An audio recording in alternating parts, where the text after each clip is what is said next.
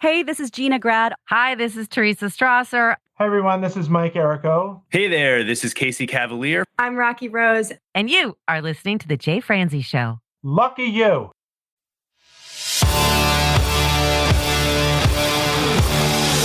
Welcome to The Jay Franzi Show. A behind-the-curtain look at the entertainment industry with insights you can't pay for and stories you've never heard. Now, here's your host, Jay Franzi.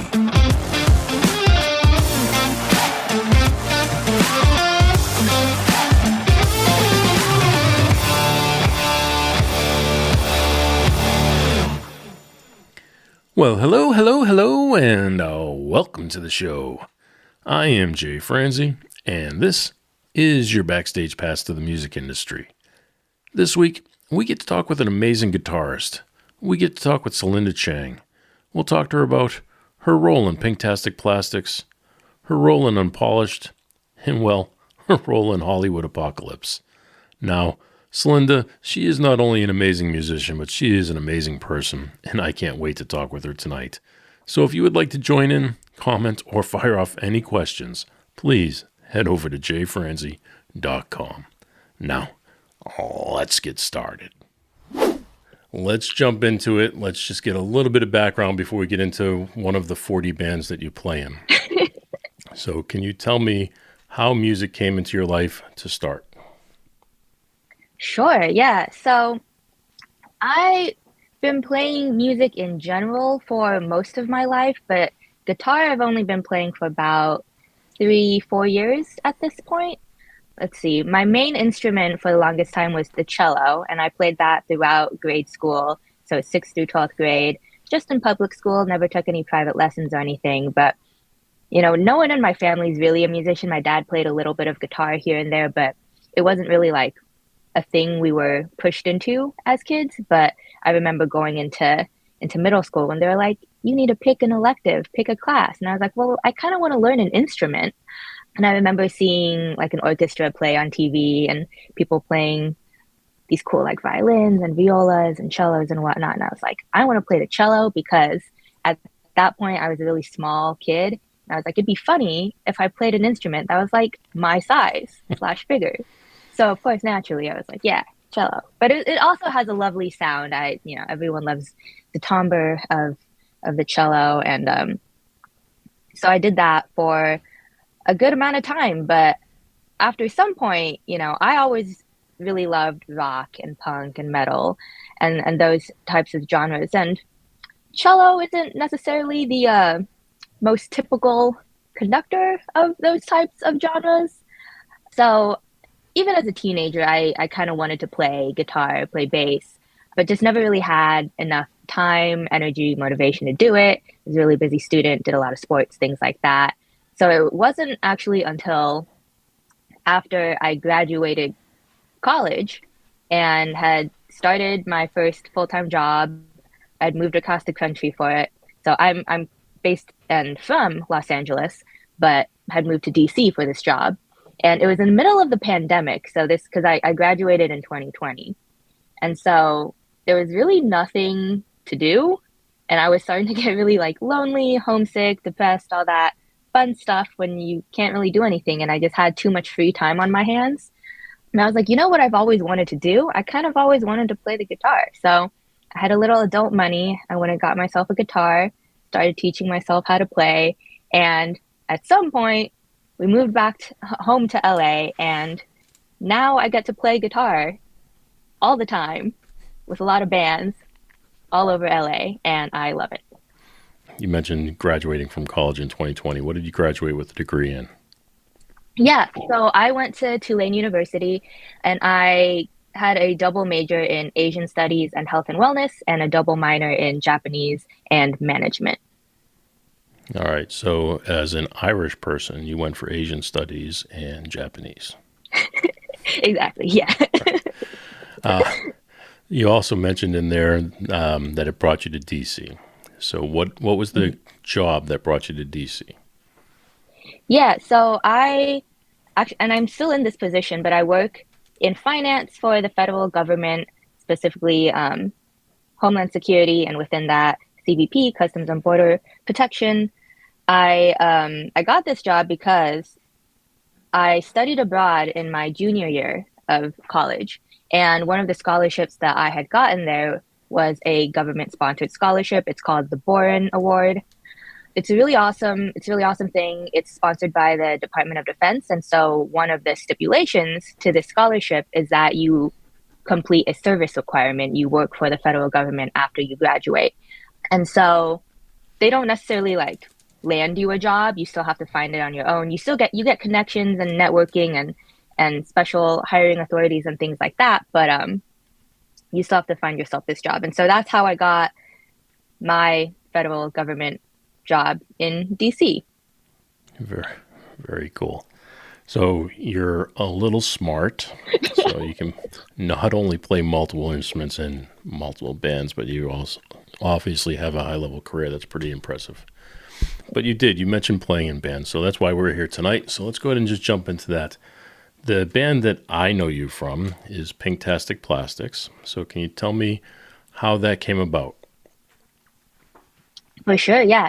Pinktastic Plastixx, it's such a fun band to be in. It's I guess we started around a little over 2 years ago. August 2022 is kind of when we all formed. And so this is the brainchild of Kitten K. Sarah, and she is the pinkest person in the world, pink lady of Hollywood, literally lives, eats, breathes pink, has only worn pink for I don't know how many years, like since the 80s at least.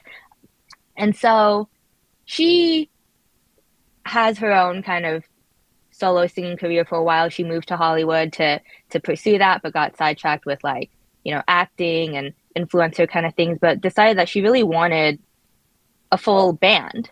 And as far as I know, at first she wasn't necessarily looking for an all-girl band, but then found that the girls were a lot more supportive, especially given her age and trying to start a new thing. And so she went out recruiting on like Craigslist, Instagram, whatnot. So she found me on Instagram after she had already found like Alexa on drums. I feel like Alexa is the first person that she found. Alexa the Rexa. Yeah, that's what we call her because she's killer at drums. She's a freaking monster. She's amazing. Alexa Ray. Yeah, so I remember, I think because I was connected with Alexa at that point, and I saw her post on her Instagram story this like new band that she was in called Pinktastic Plastixx. And I was like, oh, that's awesome. Let me go follow it to support like an all-girl band. That's super cool. And, I love the color pink. If you can see, like, I'm wearing a lot of pink. My room is pink. And so I was like, yeah, no, that's really cool. And like pretty soon after that, the account followed me back. Kitten followed me and she DM'd me saying like, hey, we need a lead guitarist for this band. Would you be interested in auditioning? And at that point, I had been playing guitar for like a year and a half, I think maybe 2 years. And so I was like, I don't know if I'm quite ready for this. I'd never played with anyone else. Like, I'd only played in my bedroom. But I was like, you know what? I might as well put myself out there and audition. So I showed up with my pink guitar. I learned the songs, and sure enough, she liked me enough to keep me around. And so going on 2.5 years later, we debuted at the Viper Room. We have 2 songs out now. One's called Super Sexy, one's called Kinda Crazy. Both have music videos on YouTube. They're available for streaming. We've played all around LA. We recently played a really cool like Barbie movie screening event at the Santa Monica Pier. So we get to do really cool things, and we're pink. The guitar, did you have the pink guitar already, or did you buy it for this? I had the pink guitar already, funny enough. Well, since then I've acquired more pink guitars. So the one in the picture on the website, yeah, that came a little later. But I have this, it was my dad's, and I don't know if he's officially given it to me or if I've kind of just taken it, but it's this like pink fuchsia sparkle Epiphone Les Paul. And so that's what I'd been playing, and I posted videos of me playing it on my Instagram account. So that's what Kitten saw. That's what I auditioned with. So yeah, I already had the pink. That's funny. So you play Les Paul, among others. So what is your main guitar of choice? I would say my main guitar is the one that you see in probably most of the pictures in my profile picture there too. It's that PV tracer. It's hot pink fuchsia. It's a Strat shape. A lot of people think it's a Kramer or a Jackson, so it does kind of have that vibe to it. It does look like one of those. I don't see them a lot, to be honest. I don't think I've come across another person with a PV tracer, but it was a birthday present from my dad after I joined Pinktastic Plastixx. He was like, you could really use this guitar. I was like, damn right I can. So Yes, I'll take it. Sold. exactly. So back to Pinktastic Plastixx. You mentioned Kitten, and you mentioned her age. Would you mind telling us what her age is? Normally, I wouldn't ask a question like this. However, she was on the show, she shared it, and it's key to the story of this band. So please. For sure, yeah. She is 60 years old. She looks and acts amazing. She's so much fun, so bubbly to be around. And her motto is like, dreams don't expire. You know, you can do anything at any age. And she's proof of that. Well, she really is, and I mean, I'm 55 years old. That woman does not act like she's 60 years old. So you joined the band. Alexa was in the band. When did your other puzzle pieces come together? Yeah, so Alexa was in the band already. I auditioned the same day that Rocky Rose auditioned on guitar. And I think at that point, because Kitten was looking for multiple guitarists, but it ended up being really awesome because it creates a really unique sound that we have. And Rocky is super cool, and she's very, very talented and knowledgeable. So she brings a lot of kind of almost MD musical director experience to it. And we had a bassist who was the original MD, but very quickly she moved to Nashville. And so we had to find a bassist. And eventually we got Aurora, and she had recently moved here from her hometown of Phoenix, and Alexa met her at a Gritty and Pink show. Gritty and Pink is this really cool organization that supports women in music, and they put on these really cool all-girl jams for female musicians here in LA. So that's where Alexa and Aurora met, and she was like, hey, we need a bassist.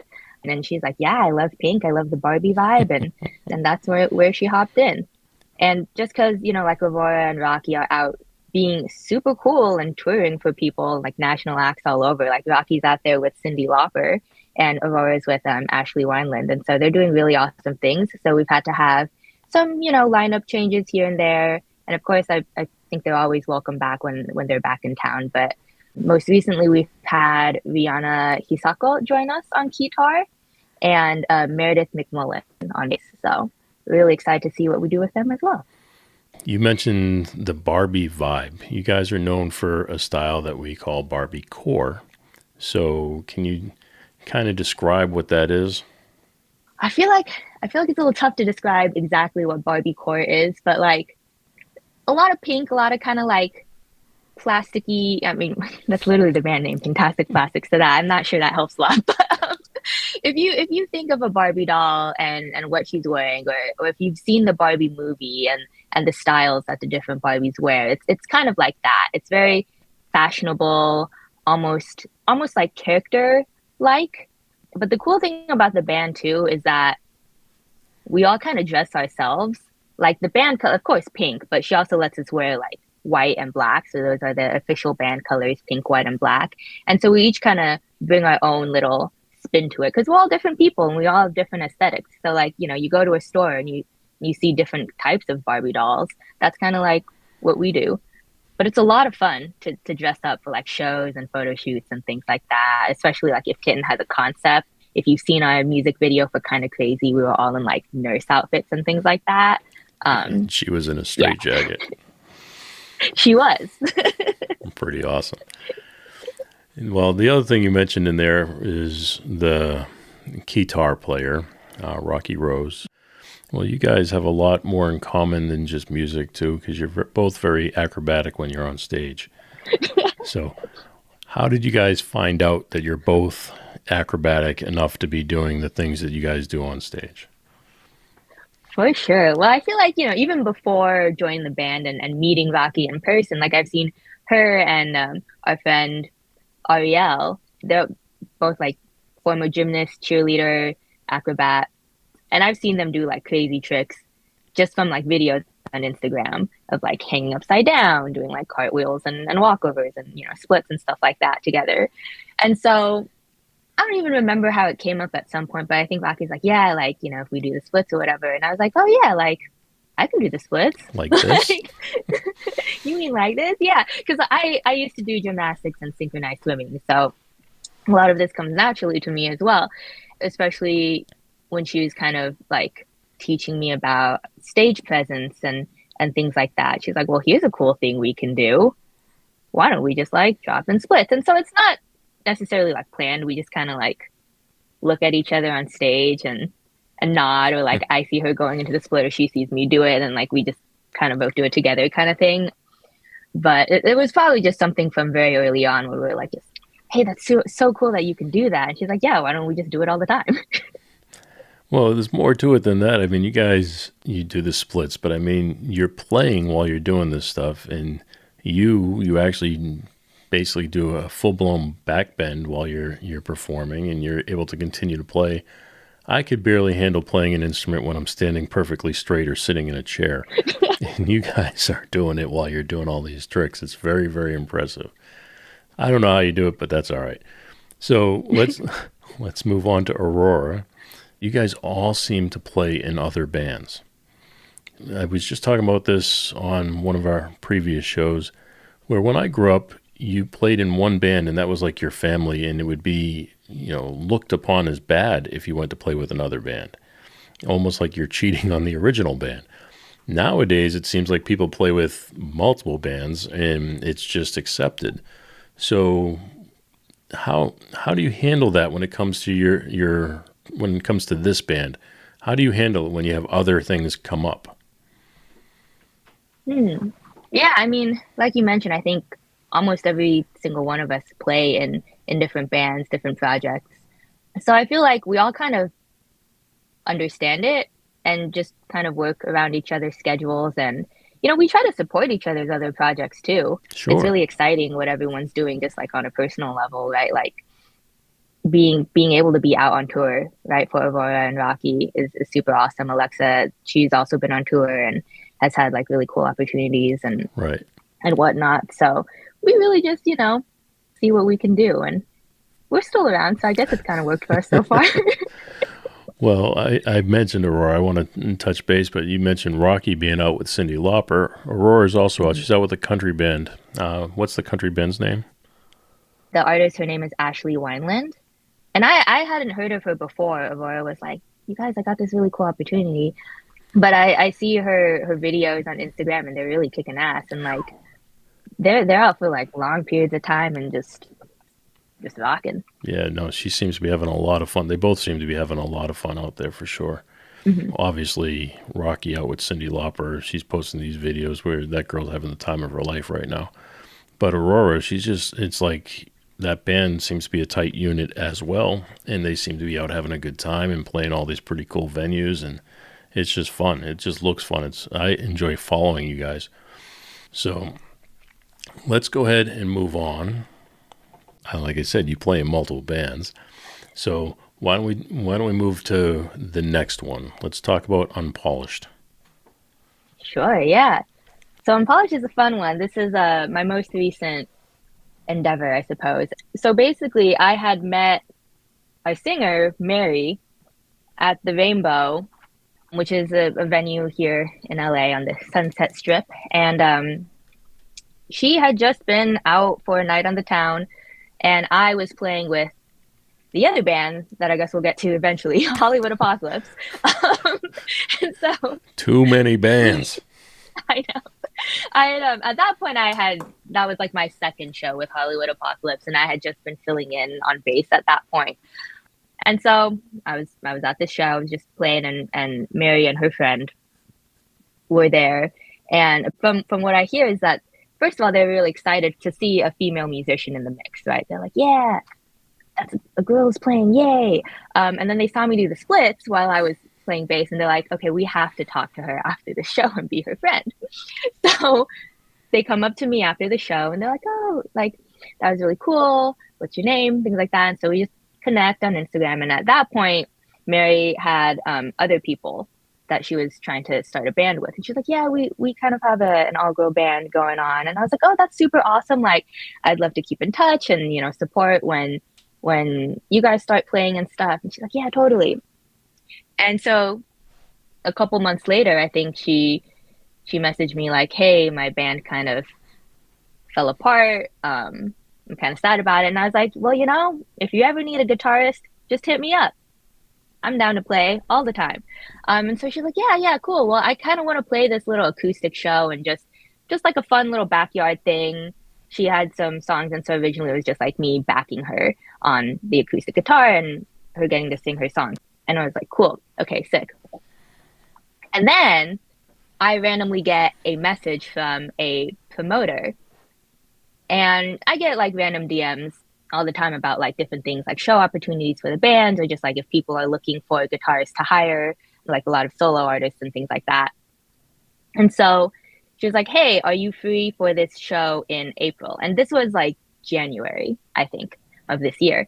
And she was like, I've got this show in April. Are you available? And I was like, I'm available on that date, but like, are you looking to book one of my bands? Like, what's the deal here? And she was like, yes. And suddenly I'm added to a group chat with like a couple other artists and like, this is your set time. And I was like, wait, I wasn't prepared for this. And so, you know, the sensible thing for most people to do is probably just be like, oh, sorry, this isn't what I expected. Or like, you know, I'm unavailable at this point. I'm sorry, please find someone else.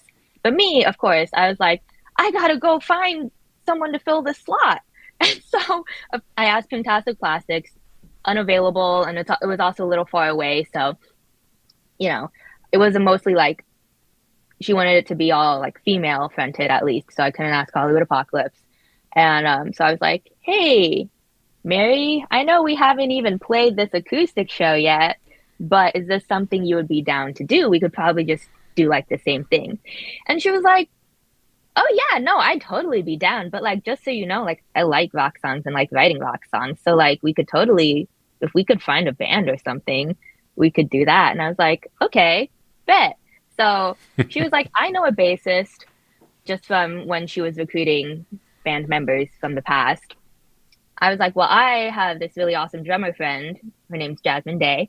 So I hit her up and was like, hey, I like kind of accidentally sort of started a new project. It's called Unpolished, and would you want in? And she's like, yeah, I know nothing about it, but count me in. And so we had Jazz and Jazz, both were named Jasmine, come join us. And luckily, Mary and I both kind of had songs in the back pocket, just that we had written on our own for like random, just because we like writing songs. And we were like, okay, we can fill a 45-minute set. And we did.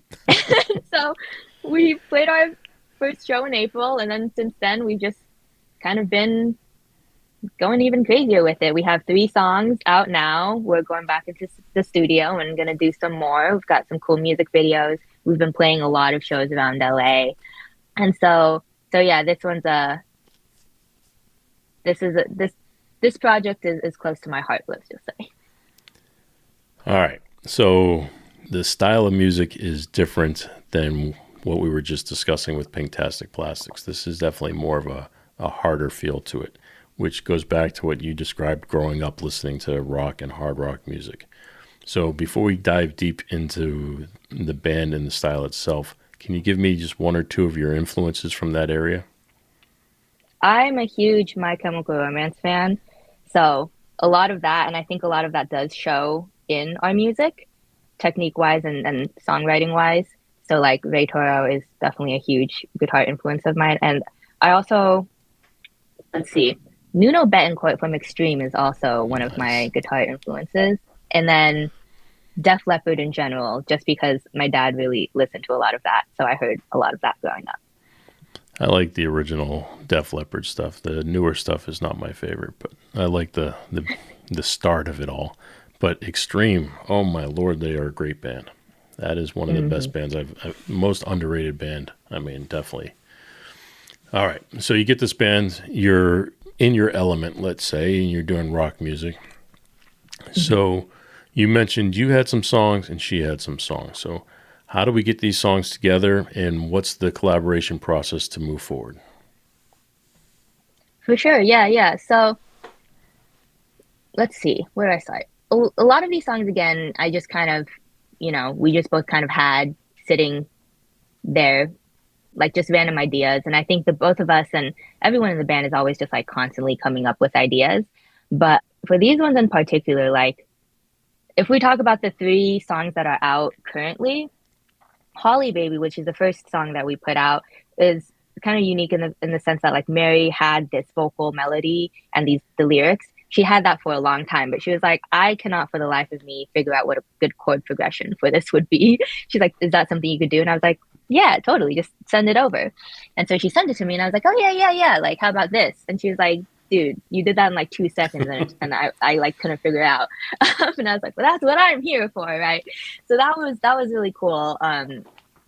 In that sense, we brought it to the band, and I know nothing about drums. Mary's also not a drummer, but Jasmine, our lovely, lovely drummer, she went and did her thing with that, and I added some lead parts to it. We went to the studio, and then that's kind of how that one came about. And so that's kind of been the vibe for a lot of the songs we had already. The other 2, Ghost and Nobody Knows, those were a little more fleshed out, but collaborative in the sense of like, again, like I don't know anything about drums, so Jazz was able to go in there and put all her like double kick and stuff like that on it. Mary was definitely able to like adjust the vocal melody and add things that definitely suit her voice better, and Jazz added some like screams and like unclean vocals to it, which is really cool.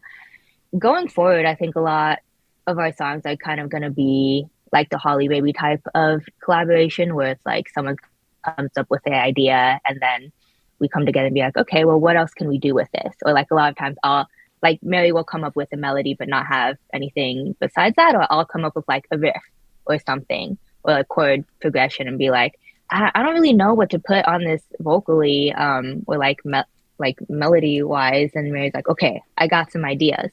And so we definitely want to do a lot more of just like sitting down in a room and doing that. But like, yeah, that's kind of what we've been doing so far, and it seems to be working. So This is crazy to me. All right, let's step back and let's just mention you've only been playing guitar. I mean, you've been a musician for years, but you've only been playing guitar for a few years now. And you're in a band, Pinktastic Plastixx. It's only been around for a few years, and then this band is less than a year old. So a lot of very new things going on. However, very successful things that are going on. So you've got singles out for both bands that are doing very well. You've been playing at some of the most iconic venues in the world. So things are coming together. How do things come together like that so quickly for both bands, let alone one band? yeah, it's something that I definitely have to like take a step back and remember that these things are very new, and not just be like, yeah, this is what's supposed to happen, like go. It's kind of crazy, no pun intended, Pinktastic Plastixx there. But I think, for Pinktastic Plastixx, that kind of got a good head start because Kitten has already made a name for herself in Hollywood, right? Like not necessarily for music or for this band in particular, but just being known as like an icon, right? Rightfully so. And so that's definitely helped kind of give us a lot of attention from the get-go. But people are really into the Barbie concept. It's really fun. It's very visually appealing and unique. And especially the timing of it, I think, with the Barbie movie also having come out recently, right, and Pink coming back into fashion in a way, it's very on brand and on point for that.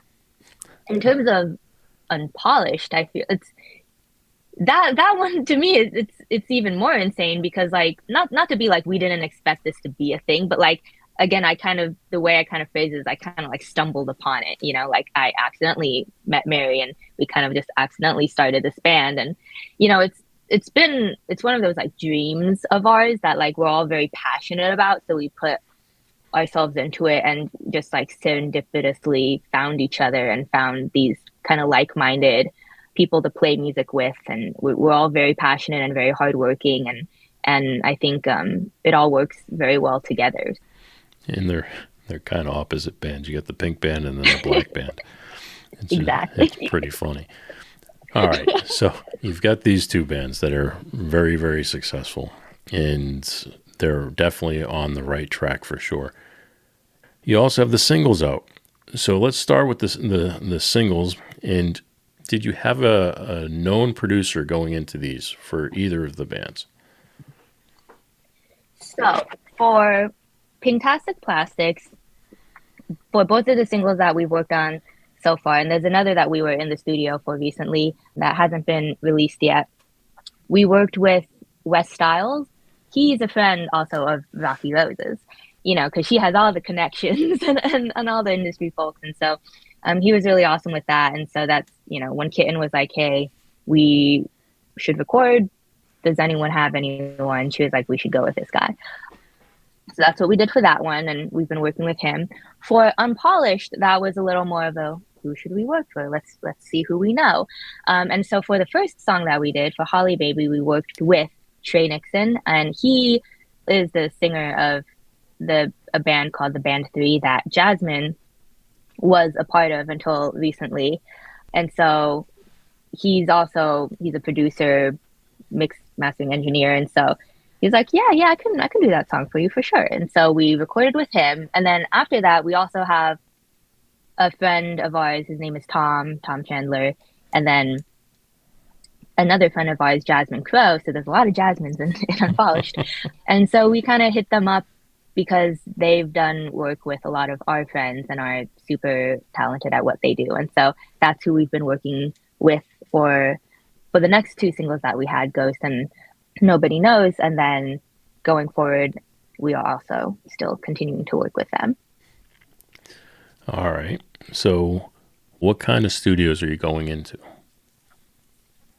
They're mostly like home setups, which is really cool because you see kind of how people have made the space their own. And they sometimes will record off of a real amp, for example, and they have it mic'd up in the closet. And it's really cool because like the vocal booth is the closet. Like you just open the door and it's right there. So that's, for example, like at Wes's place for Pinktastic Plastixx. He has this like really huge, really old, awesome sounding Marshall cab, and that I'll bring my pedals, mics it up, closes the closet, and that's what it records out of.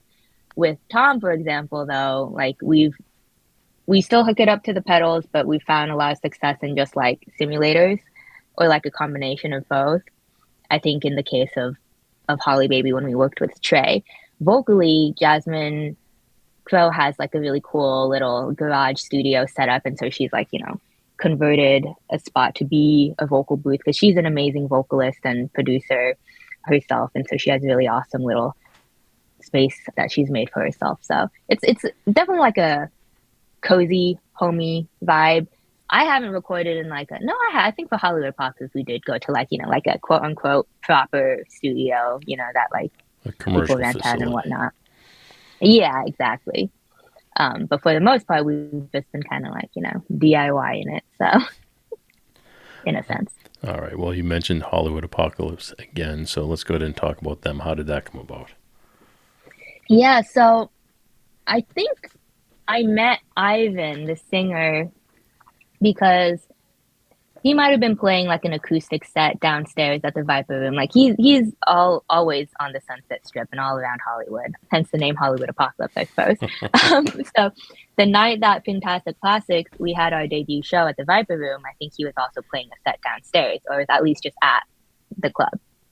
And so he found us and he's like, wow, you guys are really awesome. And, started following me. And so just kind of messaging and became friends. And at one point, he was like, hey, do you play bass? We kind of need a bassist to fill in on one of our shows. And I was like, oh, yeah, I can play bass. I'm free that day. I could Count do me in. that. Sure. Yeah. It was back at the Viper Room again. And so I was like, okay, yeah, I can do this. And so I filled in. There was that show, and then we played that show at the Rainbow, the one that I met Mary at. I was also playing bass. And at that point, he was just like, well, I just really like you in the band as a person. Like, we have our bassist, but, like, maybe we can use a third guitarist. And I was like, I mean, if you want, because, like, he sings and plays guitar, and at that point they had another guitarist who, would take the leads and stuff. He's like, well, because then sometimes he can put down the guitar or like can play the acoustic while we're playing, or just add another layer of like rhythm and whatnot. And I was like, yeah, sure, I'll do that. And then at one point, that other guitarist left the band, and so then I kind of got stuck with the lead guitar duties, and so I was back in guitar. And then it's a very interesting band. I describe it as chaotic a lot of times, but it still somehow works. Everyone's like, where you have Pinktastic Plastixx, that's like very cohesive, right? Like, we're all pink, it's all Barbie, it's an image, Right. we're in the band. Unpolished too, like we're not the same in that sense, but we have an aesthetic, we have a vibe, we have a look. Hollywood Apocalypse, it's very much like Ivan has described it this way before, and so I will keep saying it as such, but like he's like, it's like like everyone's a comic book character, and we all just kind of got cut out, copy and pasted into the same page, like someone's scrapbook. And I'm like, yeah, kind of like we all have such unique aesthetics and personalities and even styles of playing that just kind of somehow come together on the same stage. Most of the songs are written by Ivan himself, and then he brings it to the band, and then we just kind of like add little parts to it here and there. So how would you describe that style of music? It's I find it very hard to describe. How Ivan has described it is like he likes to say it's somewhere in between like Green Day and Guns N' Roses, because those are his big influences. And there is a little bit of that. I think someone has said like glam punk before. I'm like, okay, yeah, I could see that. Like there's some songs are very like punk rockish, some are more pop punk. There's definitely like an element of rock underneath all of it though. Well, if you look at all three bands, you've got punk within all of them. You've got some rock within all of them, and definitely a little touch of pop. Some lean heavier on the rock, some lean heavier on the pop. I get that, but you can understand why you would become a member of all three of these bands. So, no, I get it. So again, you've had the opportunity to play some pretty impressive places.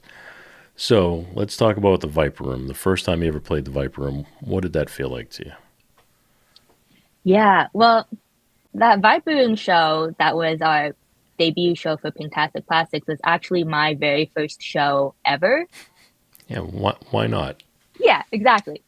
So I was extremely nervous going into it because, of course, it's like the world famous Viper Room, and that's the very first show I'm playing. Like the very first time I'm getting on stage with a guitar, being seen in public. Yeah, not somebody's birthday or anything. Let's just go straight to the Viper Room. I got it. Right, exactly. Like most people, at least, like, like play in front of their family or something, or like a backyard punk show, right? But I'm like, nah, Viper Room. Yeah, totally. So yes, I was very nervous. The Viper Room is also interesting because there's no green room at the Viper Room, so you kind of just have to wait outside until you can go in with your instrument, like just literally just on the sidewalk. And then so we get in there, it's like dark, it's scary, I can't see anything. I'm like, I'm not ready for this. But like, we pulled it off. Well, the whole band did, but I managed to pull it off. And I just remember like it was so much fun, and I just tried to really just focus on playing but also performing. I had the rest of the band on stage with me, and so I just like didn't make eye contact with people and just tried to jump around, headbang a little, look at Rocky and see when she was doing the splits and stuff like that. But it is one of those things where at this point, like I've played Viper Room multiple times, places like the Whiskey, Rainbow, like multiple times at this point. And I'm just like, oh, another show. Okay, sure. Viper Room. Yeah, sounds good. But like, I have to take a step back and remember that that's a pretty big deal for a lot of people. Like a lot of people, like I guess, I'm lucky that I'm in LA and get to do these things, but like a lot of people like really fight for the opportunity to play these venues. Yeah. And I am just like, oh yeah, that was just like casually my first show, and I get to play it again like tomorrow, So I definitely have to remind myself of how big of a deal that is sometimes. No, I'd be walking in there thinking of all the people that have played there and be, just as nervous as can be, I'm sure. Mm-hmm. That's crazy. Oh yeah. So you mentioned the Rainbow and Whiskey as well. So what's different between these three venues? Ooh, yeah. So, well, let's see. Starting with Rainbow. Rainbow is definitely the most different out of the three because it's a smaller venue. It's definitely like up in your face. It's got a homier vibe to it because it's you play upstairs and the whole place is kind of shaped like a house-ish. So it's kind of upstairs in the attic. It's like all wooden, things like that. And so it's a small space. There's not like a stage or anything. You're just kind of there, and people can stand literally right in front of you. So it's kind of scary. It can be very very intimate and intimidating in that sense. But then it's also cool because then you get to connect with the audience more. It feels very like rock and roll. You're right up there. People are like spilling their drinks and stuff, and I was like, no, not on my pedals. Like, like wait, yeah. So Rainbow is a really fun one. Viper is definitely more of like a polished club vibe, I suppose. Again, there's no green room, so it's kind of hard to really set your stuff up and interact with people. But they've got a good thing going there. It's a lot more. I don't want to say stuck up, but like I guess they're more strict on things. Like for example, photographers aren't like whereas they're generally allowed in like other venues. Just they can just show up with a camera. Like you have to pay to be able to shoot photos and videos at the Viper Room. So it's kind of things like that. But it's got a really cool stage, fun lights. It's also a smaller stage and it's a really dark club, so the lighting can be kind of harsh and like in your eyes, and you really feel like like I'm on stage. Like you really get that vibe. Whiskey is bigger than Viper. It's more well lit. There's like it's a taller stage area. So like something that I like to do a lot of during our shows, like I have a wireless unit, which helps me, do the splits and stuff like that. But I also like to jump out and like run around the crowd. So at a venue like Rainbow, it's really easy because like you just gotta like walk out a little bit and you're there. The audience is right there. Even Viper, like there's a stage but you can hop off and whatnot. But Whiskey, it's like a legit blocked off stage. Like you can't really jump off and do any of that. The stage is a lot bigger, so there's a lot more room to do things like the splits and like run around from side to side. And Whiskey is one of those venues where I'll stand there and be like, whoa, so many like guitar legends have stood in this like exact same spot and like plugged into this amp, and like now I get to do this too. Like that's crazy. So I always get that sense of like stardom when I'm at the Whiskey. You mentioned plug into that amp, so does that mean it has a house amp? It does have a house amp, and like I know a lot of people will bring their own like at least amp head, but I'm one who doesn't like to lug my amp everywhere, and so I'm not like super picky about my tone or gear or whatever. So like I have my pedals and we'll just plug into the house amp if it's available. So out of those three venues, which one do you enjoy playing most? It's a tough choice, but I think for like the intimacy part of it, I do like the Rainbow because it's a lot like dirtier, grungier, like in your face. Viper and Whiskey are amazing, but they're definitely more of that like polished vibe versus Rainbow is very just like, not to make like, puns again, but unpolished. You know what I mean? So when you're playing these shows at these venues, what kind of things have happened? What's the craziest thing you've seen at one of these shows? Ooh. Well, for Pinktastic Plastixx, Kitten always likes to do something wild, and like she always goes all out, like either bringing really cool things to throw into the audience and give away. Like we get these lollipops sometimes that have our faces printed on them and we'll throw at people.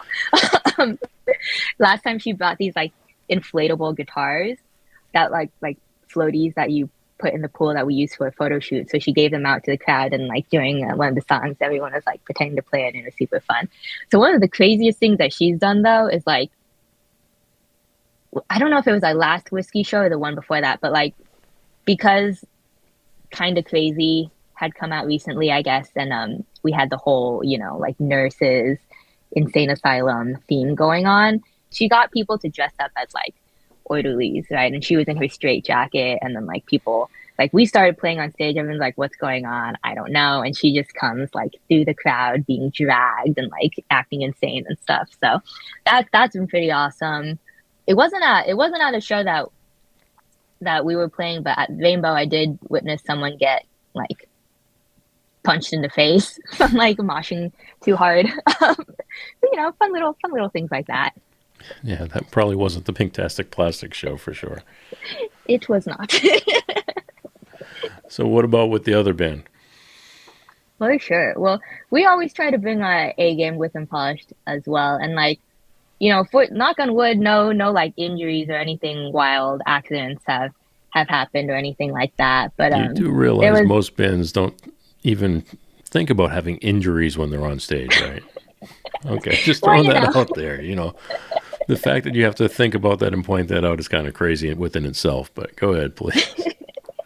Yeah, we try not we try to keep it a little more tame than that. But yeah, one of the most fun things I remember doing that, like, we don't do it every show, or Mary doesn't do it every show just for like safety reasons. But there was this venue that we were playing in downtown LA called the Slipper Clutch, and for one of the shows, she climbed onto the bass amp. Not the bass amp, the kick drum. I don't know why I said bass amp. The kick drum, and just like they had like, you know, it was really, the ceiling was pretty short, so they had all the piping there, and so she was kind of just like hanging onto it and just like, you know, swinging around everywhere, and so that was fun. It would have been funny if the pipes burst and start spraying everywhere. You know.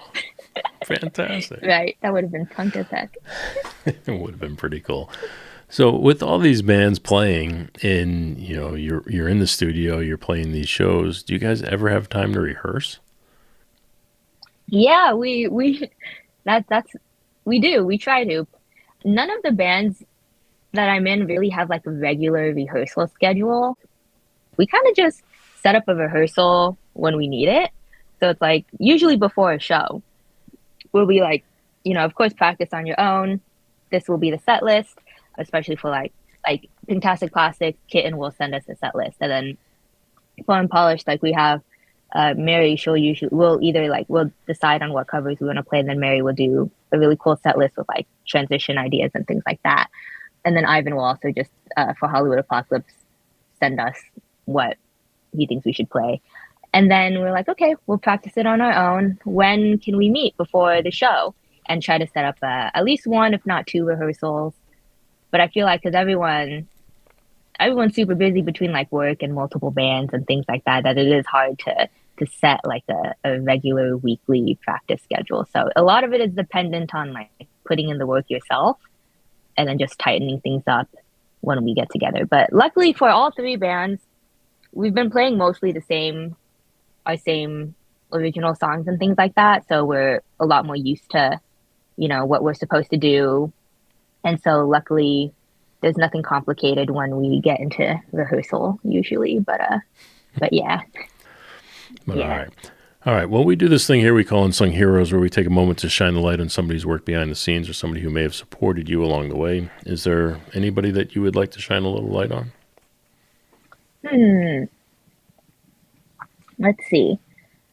I guess definitely want to shout out my parents and my family for just being like super supportive and allowing me to kind of chase this crazy dream and do what I do and not think I'm insane and tell me not to do it. So that's always fun. And just everyone around the LA scene. Like I've met a lot of my current friends, musician friends especially, through local jams and things like that. So like I mentioned Gritty and Pink earlier. So that's been a really awesome community. There's a bunch of local rock jams like at The Last Call, Hotel Ziggy, State Social House. That's really where I got my start and where I've met a lot of people, made a lot of connections and good friends now, like outside of the bands. And that's really led to a lot of really cool opportunities. There's a lot of other people that like the photographers that take all the really awesome pictures that you see on our websites. A lot of them just show up to our shows and they're really cool friends. Yeah, I feel like there's too many of them to list at this point because I have so many of them. But yeah, so just besides just musicians, photographers, the promoters, the bookers, the venue people, the folks that see our music, put it on their playlists, all that fun stuff. A big thanks to Celinda for taking the time to share her stories with us, and thank you for taking the time to hang with me here. I really do appreciate it. If you know anyone that would enjoy to hear this episode, please be sure to share it. You can do that and find the links to everything mentioned over at jfranzi.com/episode 103. Thanks again for listening, and I'll see you next week. Thanks for listening to The Jay Franzi Show. Make sure you visit us at jfranzi.com. Follow, connect, and say hello.